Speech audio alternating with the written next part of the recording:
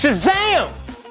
Come on, you can't tell me you haven't said that line at least one time since watching that movie. Anyway, I feel like DC did a really great job with this movie and ended up creating one of my favorite DC movies in a very long time. So, whether you're a casual fan or a hardcore comic book geek, why don't you stay with us while we run you through some of the most interesting details, biggest Easter eggs, and hidden references that you might not have noticed in the latest Shazam movie.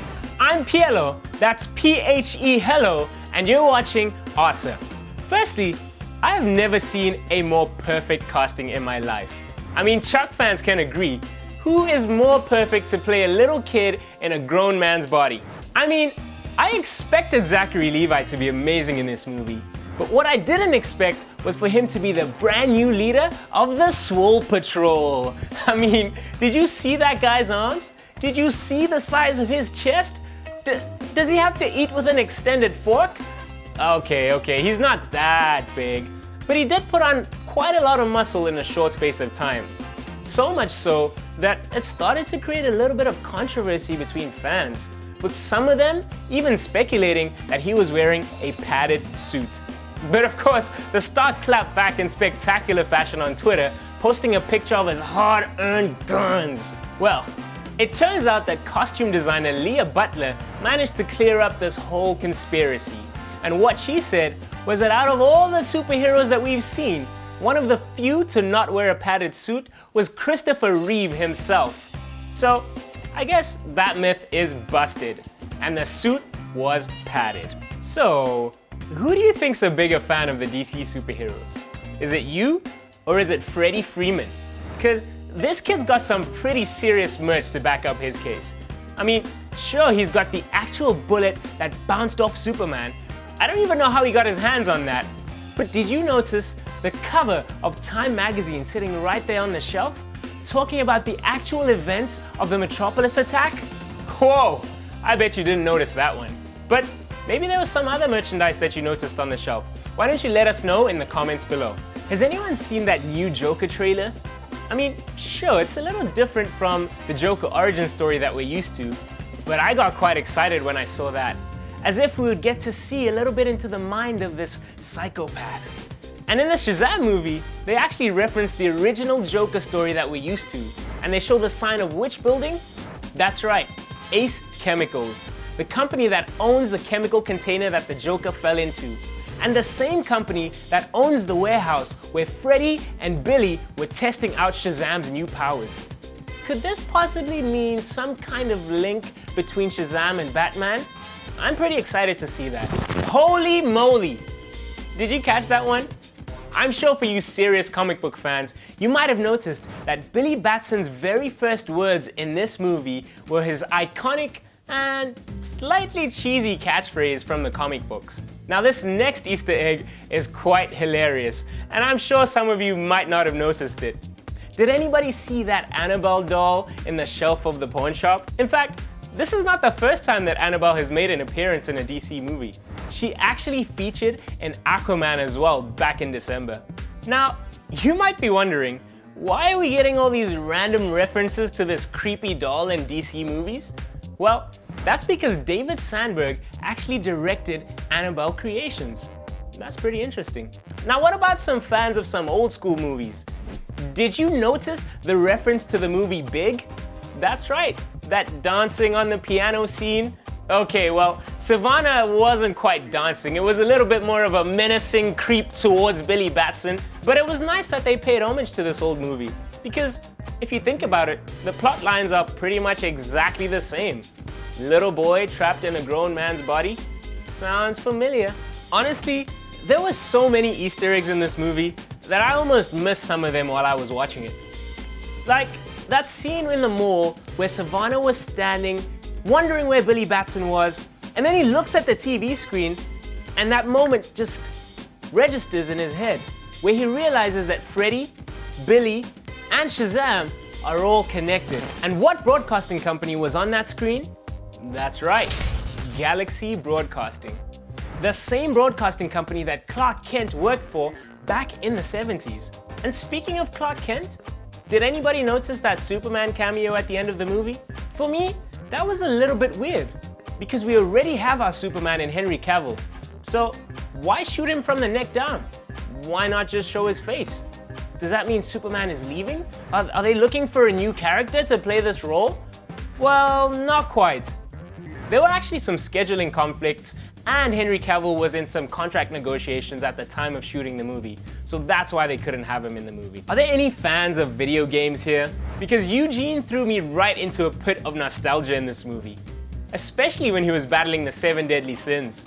He threw in a little Hadouken, and when he defeated one, fatality. Fatality.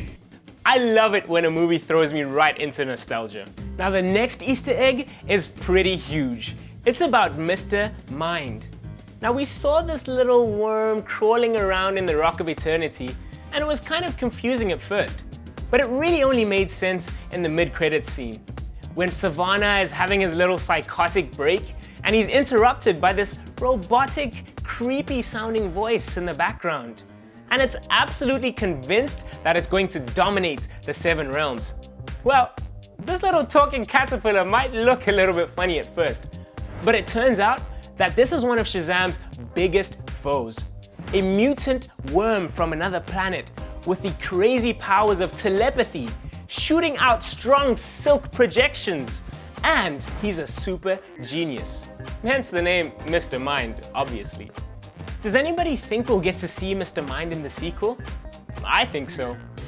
The second post-credits scene had me in stitches, and it was really another affirmation that we'll get to see some connections between Shazam and the other DC superheroes. Now I can confirm that, unfortunately, Aquaman is still the only superhero that can speak to fish. Speaking of Mr. Mind, we got another clue that we're probably gonna see the supervillain in the sequel. When the kids were trying to get out of the Rock of Eternity, they were opening and closing these weird teleportation kind of doors, and they found some pretty scary things in there. In one of the doors, they opened it and they saw these crocodile head, man body kind of beasts. Well, these are called the Crocodile Men, and they are known to be key allies to Mr. Mind and his devious plans. So we're pretty sure that we're gonna see these crocodiles in the sequel. What's that saying? When one door closes, another door opens? Well, Mr. Mind is certain to open the door for the Crocodile Men.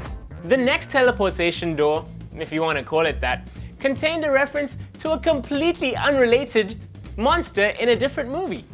This was the Mist monster from Stephen King's movie The Mist, and when he opened the door, that little tentacle popped out.